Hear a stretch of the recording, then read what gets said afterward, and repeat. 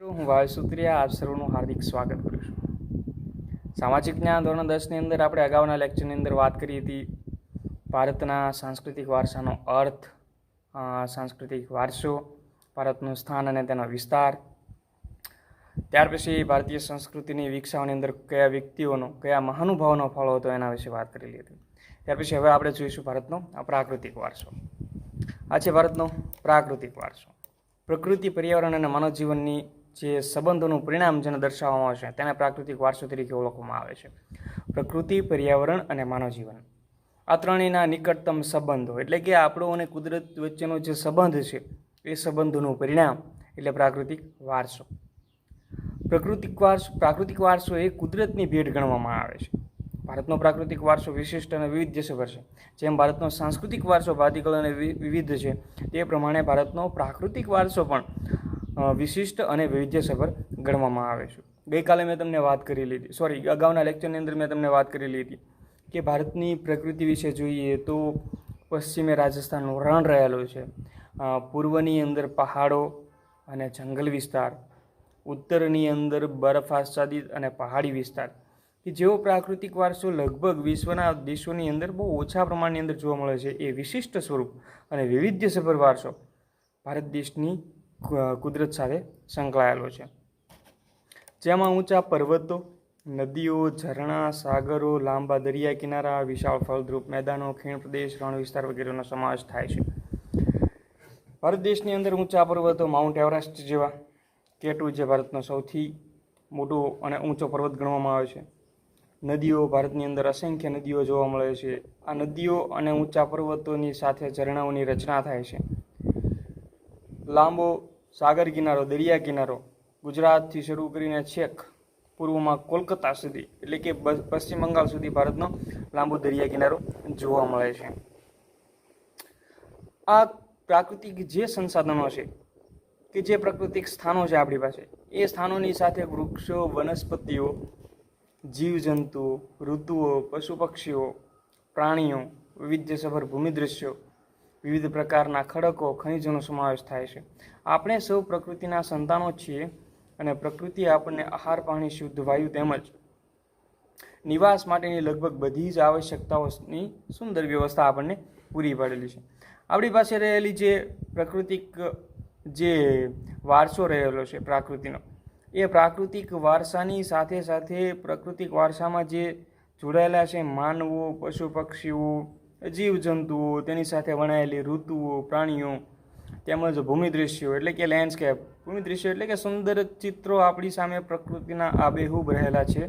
તે વિશ્વના દરેક દેશોને આ પ્રમાણેની સુવિધા કે આ પ્રમાણેની સુંદર વ્યવસ્થા પ્રાપ્ત નથી, પણ ભારત દેશની અંદર વિવિધ પ્રકારના ખડકો, ખનિજો અને બતાવેલી બધી જ વિગતોથી આપણે સૌ એ સુંદર વ્યવસ્થા જે આપણી આવશ્યકતા છે એ આપણને પૂરી પાડે છે. પ્રકૃતિ સાથેનો આપણો વ્યવહાર શ્રદ્ધાપૂર્વક હોવાના ઉદાહરણો પંચતંત્રની વાર્તાઓ સાથે અને બૌદ્ધ ધર્મની જે જાતક કથાઓ છે એ જાતક કથાઓમાં જોવા મળે છે.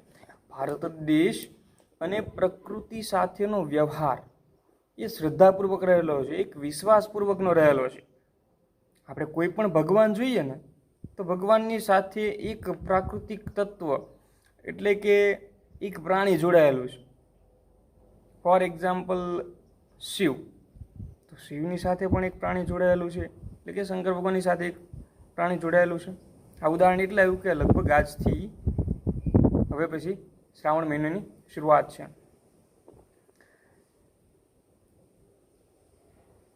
આપણા લોકસંગીત, શાસ્ત્રીય સંગીતમાં પણ ઋતુઓ અને પ્રકૃતિના સાથેનો એક અજોડ સંબંધ જોવા મળે છે. આપણા લોકસંગીતો અને શાસ્ત્રીય સંગીતો, ઘણા લોકસંગીતો અને શાસ્ત્રીય સંગીતો એવા છે કે જે પ્રકૃતિ સાથે જોડાયેલા હોય, એટલે કે પ્રકૃતિના તત્વોનું આબેહૂબ વર્ણન છે આપણી સમક્ષ કરવામાં આવતું હોય. આપણા ગીતો, તહેવારો, કવિતાઓ, ચિત્રોમાં પ્રકૃતિ અને ઋતુચક્રનું નિરૂપણ જોવા મળે છે. આપણી સાથે ટૂંકમાં આપણા જે સંસ્કૃતિ છે એ સંસ્કૃતિની સાથે પ્રકૃતિ ઋતુ સ્વરૂપે જોડાયેલી રહે છે. નિસર્ગોપચાર એટલે કે નેચરોપથી, આયુર્વેદિક, યુનાની જેવી ચિકિત્સા પદ્ધતિઓ પ્રકૃતિ પર આધારિત છે. આપણે જેને સામાન્ય અર્થમાં આયુર્વેદ તરીકે ઓળખીએ છીએ, એ આયુર્વેદ સંપૂર્ણ પ્રકૃતિ સાથે જોડાયેલું છે. પ્રાકૃતિક વારસાની આગળ વાત કરીએ તો પહેલું છે ભૂમિ દ્રશ્યો. ભૂમિ આકારો દ્વારા અનેક ભૂમિ દ્રશ્યોનું સર્જન જોવા મળે છે. દાખલા તરીકે હિમાલય પર્વત એ ભૂમિ આકાર છે. હિમાલયમાં અનેક પ્રકારની ઉપયોગી વનસ્પતિ, ખનિજો, અવનવા પશુ પક્ષીઓ, શિખરો બરફથી છવાયેલા રહ્યા છે. ભૂમિ આકાર એટલે કે ભારતમાં જે ભૂમિ આકારનું સર્જન થાય છે તેવા ભારત દેશની અંદર પ્રાકૃતિક વારસાના સ્થળો કે જેની અંદર અનેક પ્રકારની ઉપયોગી વનસ્પતિઓ, ખનિજો, અવનવા પશુ પક્ષીઓ, શિખરો વગેરે છે એ બરફથી હંમેશા ઢંકાયેલા રહે છે. જે શિખરો છે પણ તેની સાથે જોડાયેલી વનસ્પતિ, ખનિજો, પશુ પક્ષીઓ એ ટૂંકમાં એની સાથે વણાયેલા છે. હવે હિમાલય છે તો હિમાલયની સાથે બારે માસ ભરપૂર પાણીથી સમૃદ્ધ રહેતી નદીઓ, તરાઈના જંગલો, હિમાલયમાં અમરનાથ, બદ્રીનાથ, કેદારનાથ જેવા યાત્રા સ્થળો, નંદાદેવી જેવા શિખરો પણ આવેલા છે. તે ભારત માટે હિમાલયનું વધારે મહત્વ છે. હવે હિમાલયનું અહીંયા મહત્વ આપણને આલેખેલું છે કે હિમાલય છે એ લગભગ ઉત્તરથી લઈને છેક પૂર્વ સુધી એક વિસ્તરાયેલી એક વિસ્તૃત પર્વતમાળા છે કે જે અનેક પ્રકારના ભૂમિ દ્રશ્યોનું સર્જન કરે છે કે જેની અંદર અનેક પ્રકારની વનસ્પતિઓ, ખનિજો, પશુ પક્ષીઓ વગેરે રહેલા છે. સાથે હિમાલયના જે શિખરો છે એ બરફથી હંમેશા છવાયેલા રહે છે. હવે હિમાલયમાંથી નીકળતી નદીઓ લગભગ ભારતનું જીવન પૂરું પાડે છે કે ખેતી તેમજ પીવાલાયક પાણીને પૂર્ણ કરે છે. તરાઈના જંગલો, હિમાલયની અંદર આવેલા અમરનાથ, બદ્રીનાથ, કેદારનાથ જેવા જે યાત્રા સ્થળો કે જે ભારત દેશની લોકોની સાથે શ્રદ્ધાપૂર્વક જોડાયેલા છે. નંદાદેવી જેવા શિખરો પણ આવેલા છે. માટે ભારત દેશની અંદર હિમાલયનું ઘણું બધું મહત્વ રહેલું છે. બીજી બાબત છે નદીઓ. પ્રાચીન કાળથી નદીઓ પ્રાકૃતિક માર્ગ પૂરો પાડતી રહેલી છે. ભારતીય સંસ્કૃતિની સિંધુ અને રાવી નદીના કિનારે પાલન પોષણ પામેલી ભારત દેશની સંસ્કૃતિ છે. નદીઓ જે છે નદીઓ કોઈપણ પ્રકારની સંસ્કૃતિના વિકાસ માટે એક મહત્વનો ભાગ ભજવે છે. ભારત દેશની અંદર જે સિંધુ ખીણની સંસ્કૃતિ જે વિકાસ પામે એ સિંધુ ખીણની સંસ્કૃતિ ક્યાં વિકાસ પામી? સિંધુ નદીના કિનારે. ત્યાર પછી આપણે આફ્રિકાની નાઇલ નદી લઈએ તો આફ્રિકાની નાઇલ નદીના કિનારે પણ સંસ્કૃતિ વિકાસ પામેલી છે. જે પિરામિડ તરીકે ઓળખીએ છીએ તે એક પ્રકારની સંસ્કૃતિ કે જે નાઇલ નદીના કિનારે વિકસેલી છે. ત્યાર પછી અમેરિકાની મેસોપોટેમિયાની સંસ્કૃતિ છે એ મેસોપોટેમિયા નદીના કિનારે વિકસેલી છે વગેરે વગેરે. હાલમાં એ નદીઓ જે પ્રાચીન સમયમાં હતી એ નદીઓ ઉપલબ્ધ છે, પરંતુ એમના માર્ગો છે એ પ્રાચીન સમયમાં હતા એ અત્યારે નથી, એ અલગ માર્ગે છે. કારણ કે સમય અનુસાર કુદરતી ઘટનાઓના કારણે એમાં પણ પરિવર્તન આવેલું છે. જોઈએ આગળ ભારતની નદીઓ. સિંધુ, ગંગા, યમુના, સરસ્વતી, નર્મદા, ગોદાવરી, કૃષ્ણા, કાવેરી જેવી લગભગ બધી જ નદીઓને ભારતમાં લોકજીવન ઉપર પ્રગાઢ અસરો ઉપજાવી છે. ભારત દેશની આ જે સિંધુ, ગંગા, યમુના, સરસ્વતી, નર્મદા, ગોદાવરી, કૃષ્ણા, કાવેરી વગેરે જે નદીઓ છે એ નદીઓ આપણા ઉપયોગી તો છે જ, સાથે સાથે એ નદીઓ આપણા માટે પવિત્ર પણ સમજવામાં આવે છે. ગંગા નદીને પવિત્ર નદી ગણવામાં આવે છે. આપણે ગુજરાતની અંદર નર્મદા નદી છે તો નર્મદા નદીની પરિક્રમાનું મહત્વ છે શ્રદ્ધા આસ્થા સાથે જોડાયેલું છે.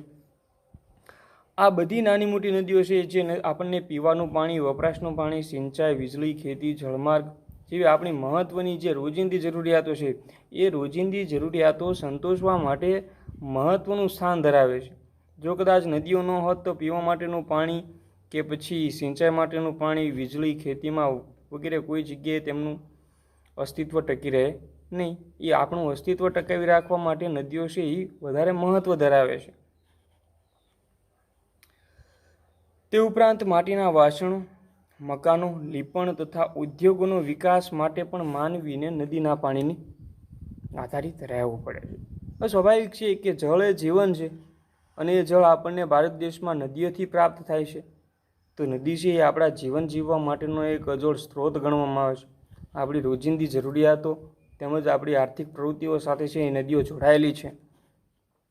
આમ નદીઓએ ભારતીય પ્રજાને પોતાના જીવનને સમૃદ્ધ બનાવ્યું અને આપણી સંસ્કૃતિમાં પ્રાચીન કાળથી નદી કિનારામાં ઉષા અને સંધ્યાના વિવિધ ભૂમિ દ્રશ્યો દ્વારા ભરપૂર સૌંદર્ય, કલાસૂઝ અને કૌશલ્યનો વિકાસ પણ આ પ્રાકૃતિક વારસામાંથી મળ્યો છે. તેથી આપણે નદીઓને લોકમાતાનું બહુમાન આપ્યું છે. ભારત દેશનું જીવન સમૃદ્ધ કરવા પાછળ કારણ છે નદીઓ. જો એક બીજી બાબત હું તમને સમજાવું કે કોઈ પણ મોટું શહેર હોય ને, એ કોઈ પણ મોટા શહેરના વિકાસ પાછળ નદી છે એ કંઈક ભૂમિકા ભજવતી હોય, અથવા પાણી છે એ કોઈ પણ પ્રકારની કંઈક ભૂમિકા ભજવતું હોય. આપણું અમદાવાદ શહેર છે તો એ સાબરમતી નદીના કિનારે વિકસેલું છે. દિલ્હી શહેર છે તો એ યમુના નદીના કિનારે વિકસેલું છે. ત્યાર પછી કોલકાતા શહેર છે તો એ હુગલી નદીના કિનારે વિકસેલું છે. એટલે નદીઓ અને આજે જેટલા શહેરો છે એ બધા શહેરો નદીઓ સાથે જોડાયેલા છે. કારણ કે નદી આપણને એટલી બધી રીતે ઉપયોગી થાય છે કે શહેરની જે વસ્તી છે અથવા જે આસપાસની વસ્તી છે એના જે જરૂરિયાતો છે એ લગભગ મોટાભાગની જરૂરિયાતો માટે પરોક્ષ કે પ્રત્યક્ષ રીતે નદી છે એ જોડાયેલી રહેલી છે. ભારતની જે પ્રજા છે એના જીવનને સમૃદ્ધ બનાવવા પાછળ નદીઓનો એક અહેમ ભૂમિકા રહેલી છે. અને પ્રાચીન કાળથી ભારત દેશની અંદર ઉષા અને સંધ્યાના વિવિધ જે ભૂમિ દ્રશ્યો જે ભરપૂર સૌંદર્ય અને કલાસૂઝથી અને કૌશલ્યનો વિકાસ થયેલો છે, તેના કારણે પ્રાકૃતિક વારસાની અંદર ભારત દેશમાં નદીઓનું જે મહત્ત્વ છે એ વધારે રહેલું છે. એટલા માટે જ ભારત દેશની નદીઓને લોકમાતા તરીકેનું બિરુદ આપવામાં આવેલું છે. અહીંયા વિદ્યાર્થી મિત્રો એક પ્રશ્ન છે, ભારત દેશની નદીઓને લોકમાતાનું બહુમાન અપાયેલું છે, કારણ આપો. 2 માર્કની અંદર આ પ્રશ્ન પૂછાય છે. અથવા નદીઓનું મહત્ત્વ. તો આ જે આખો ફકરો છે સિંધુ નદીથી શરૂઆત કરીને અહીંયા સુધી, આ એનો જવાબ છે. 2 માર્કની અંદર અવારનવાર છે બોર્ડની પરીક્ષાની અંદર પૂછાતો રહેલો છે. ત્યાર પછી પ્રાકૃતિક વારસાનું ત્રીજું સ્વરૂપ વનસ્પતિ જીવન. ભારતની પ્રજા આદિ સમયથી પર્યાવરણ પ્રેમી રહેલી છે, જેની સાક્ષી તેનો વૃક્ષ પ્રેમ, પુષ્પ પ્રેમ અને છોડવાઓ પ્રત્યે આદર સૂચવે છે. ભારતની પ્રજા પ્રાચીન સમયથી પર્યાવરણ પ્રેમી રહેલી છે. પર્યાવરણ પ્રેમી ત્યારે જ રહેલી હોય કે જ્યારે વૃક્ષ સાથે કે પુષ્પ સાથે કે છોડવાઓ સાથે તેનો પ્રેમ હોય. માણસ, પ્રાણી, પશુ પક્ષીઓ આહાર માટે વનસ્પતિ ઉપર આધાર રાખે છે. આ બધા જ હર કોઈ આપણે આપણા રોજબરોજની જે ખોરાકની જરૂરિયાત છે એ પૂરી રાખવા માટે વનસ્પતિ જીવન ઉપર આપણે આધાર રાખવો પડે. એટલા માટે માનવીઓના આહાર માટે વનસ્પતિ જીવન છે એ મહત્ત્વનું છે. બીજી બાબત, ભારતમાં વડ, પીપળો, તુલસી વગેરેની પૂજા, ધૂપ, દીપ કરવામાં આવે છે. ભારતમાં અમુક પ્રાચીન જે રૂઢિઓ, રીત રિવાજો, સંસ્કૃતિ છે એ પ્રમાણે ઘણા બધા વૃક્ષોની પૂજા કરવામાં આવે છે. એ પૂજા, ધૂપ, દીપ છે એ આપણા વિશ્વાસ અને આપણા આસ્થાનું એક પ્રતીક ગણવામાં આવે છે. વટ સાવિત્રી વ્રતમાં વડની પૂજા કરવામાં આવે છે. આપણને બધાને ખ્યાલ છે કે વડની પૂજા કરવામાં આવે છે. એ ટૂંકમાં એક આપણા આસ્થા સાથે જોડાયેલું છે. અનાજ, કઠોળ, તેલીબિયાના છોડ, ધન ધાન્યથી લહેરાતા ખેતરો, વન સમૃદ્ધિથી ભરેલા જંગલો અને ઔષધિઓ માટે ઉપયોગી છોડવાઓએ આપણા અતિ પ્રાચીન કાળથી જીવનને સમૃદ્ધ બનાવ્યું છે. અનાજ, કઠોળ, તેલીબિયાના છોડ, ધન ધાન્યથી લહેરાતા ખેતરો, વન સમૃદ્ધિથી ભરેલા જંગલો અને ઔષધિઓ, આ બધી જ બાબત વનસ્પતિ જીવનને પ્રેરિત છે કે તેના થકી આપણે છીએ, અથવા તેના થકી જે કંઈ એનું ઉત્પાદન છે એ આપણી આવશ્યક જરૂરિયાતો છે. હરડે, આંબળા, બહેડા, કુંવરપાઠું, અરડુસી, લીમડો વગેરે ઔષધિઓ તથા મોગરો, ગુલાબ, કમળ, ડમરો, સૂરજમુખી, ચંપો, નિશાગંધ, જુઈ વગેરે જેવા પુષ્પોએ માનવ જીવનને ખૂબ સુંદર, સુવાસિત અને નિરામય અને સમૃદ્ધ બનાવેલું છે. વનસ્પતિ જીવનની અંદર આપણે જોયું એ પ્રમાણે કે ભારત દેશનું જીવન સમૃદ્ધ બનાવવા માટે માત્ર નદીઓ કે ભૂમિ દ્રશ્યો નહીં, પરંતુ સાથે સાથે વનસ્પતિ જીવનનું પણ એટલું જ મહત્ત્વ રહેલું છે, જેની અંદર વૃક્ષ પ્રેમ કે જેના થકી આપણે વૃક્ષને આસ્થા અને શ્રદ્ધાના પ્રતીક સાથે જોડાયેલું છે. વટ સાવિત્રીની વ્રતમાં વડની જે પૂજા કરવામાં આવે છે તેનું ઉત્તમ ઉદાહરણ છે. ત્યાર પછી વનસ્પતિ આપણને અનાજ, કઠોળ કે તેલીબિયા, ધનધાન્ય વગેરે આપણને પૂરું પાડે છે. એટલે આપણા ખોરાકનું સંપૂર્ણ ધ્યાન વનસ્પતિના આધાર ઉપર રહેલું છે. સાથે સાથે આપણે જે આયુર્વેદની પદ્ધતિ, યુનાની પદ્ધતિ કે પછી નેચરોથેરાપી છે, એના પાછળ જે ઔષધિઓ છે એ આ ઔષધિઓ વનસ્પતિ જીવનમાંથી જ આપણને પ્રાપ્ત થાય છે. આ બધા જથી આપણા માનવ જીવનને ખૂબ સુંદર, સુવ્યવસ્થિત અને નિરામય સમૃદ્ધ બનાવેલું છે. આગળ છે વનસ્પતિ જીવન. પ્રાચીન સમયથી ભારત દેશ પ્રકૃતિ પ્રેમી રહેલાની સાથે સાથે પ્રાણી પ્રેમી પણ રહેલો છે, જે આપણા સંસ્કૃતિની એક અલગ ઓળખ ઊભી કરે છે. વાઘ, સિંહ, હાથી, ગેંડો, શિયાળ, રીંછ, હરણ, રોજ, સાબર, સસલા, અજગર, સાપ, નાગ, નોળિયો, ઘો, સાવડી વગેરે અનેક જીવો આપણા જીવનની આસપાસ જોવા મળતા છે. વિશ્વમાં 80 સિંહો માત્ર ગુજરાતમાં જ ગીરના જંગલોમાં જોવા મળે છે. આપણી ધાર્મિક માન્યતાઓ પ્રમાણે લોકોએ કેટલાક વન્યજીવોને વાઘ, મોર, મગર, ગરુડ વગેરેને દેવી દેવતાઓના વાહન તરીકે સ્થાપેલું છે. મેં તમને અગાઉ વાત કરી એ પ્રમાણે કે વન્યજીવનનું ભારત દેશની અંદર શું મહત્વ રહેલું છે. વન્યજીવન ભારત સિવાય વિશ્વના દરેક દેશોની અંદર છે, પરંતુ માત્ર એક મનોરંજન છે. પરંતુ ભારત દેશની અંદર વન્યજીવન એક પ્રકારે એક આદર્શ છે અથવા તો પૂજનીય છે. આપણા લગભગ સામાન્ય અર્થમાં હું તમને સમજાવું કે ભારત દેશની અંદર જે 33 કરોડ પ્રકારના જે દેવી દેવતાઓ છે, એ દેવી દેવતાઓને કોઈક ને કોઈક વાહન છે આપણે અર્પણ કરેલું છે. એટલે કે ટૂંકમાં જે એક વાહન આપણે આપેલું છે, તો એ વાહનને આપણે પવિત્ર સમજશું અથવા પૂજનીય સમજશું, આપણે એની હિંસા નહીં કરીએ. તો આ વન્ય જીવન પ્રત્યે ભારત દેશનું એક પ્રમાણે પ્રેમ અથવા તો ધાર્મિક માન્યતાઓ થકી એનું આપણે સંરક્ષણ કે રક્ષણ કરીશું. આપણી રાષ્ટ્રમુદ્રામાં પણ 4 સિંહની મુખાકૃતિ જોવા મળે છે. એ રાષ્ટ્રમુદ્રાની નીચે સિંહ, ઘોડો, બળદની આકૃતિ, તેનું મૂલ્ય વગેરે વગેરે જોવા મળે છે. વળી આ વન્યજીવોની રક્ષા માટે આપણે અભયારણ્યો તેમજ રાષ્ટ્રીય ઉદ્યાનો બનાવેલા છે. તેના થકી એ પ્રાણીઓને આપણે શું આપીશું? સંરક્ષણ આપી શકીશું. હવે આપણે આ લેક્ચરની અંદર 4 મુદ્દા જોયા કે ભારતના પ્રાકૃતિક વારસાની અંદર ભૂમિ દ્રશ્યો, જેમાં હિમાલયનું મહત્ત્વ, નદીઓ કે જેમાં વિવિધ પ્રકારની નદીઓ અને એ નદીઓ આપણને કઈ રીતે ઉપયોગી છે અને કેવા પ્રકારનું કૌશલ્યને આપણને મળેલું છે. ત્યાર પછી વનસ્પતિ, તો વનસ્પતિનું શું મહત્ત્વ રહેલું છે, કઈ વનસ્પતિ પૂજનીય છે, તેમાંથી કેવા પ્રકારનું આપણે ઉપયોગી થયેલું છે, ખોરાક તેમજ ઔષધ બંને રીતે. ત્યાર પછી વન્યજીવન, ભારતમાં વિવિધ પ્રકારનું વન્યજીવન રહેલું છે, જેમાં ખાસ એક અહીંયા એશિયાઈ સિંહો જે માત્ર ગીરમાં જ રહેલા છે તેના વિશેની વાત કરવામાં આવી છે. ત્યાર પછી ભારતની રાષ્ટ્રમુદ્રાની અંદર 4 સિંહો અને તેના નીચે જે ઘોડો, બળદ અને સિંહની જે આકૃતિ રહેલી છે તે. તો અહીંયા સુધી આપણે જોઈશું. આભાર મિત્રો.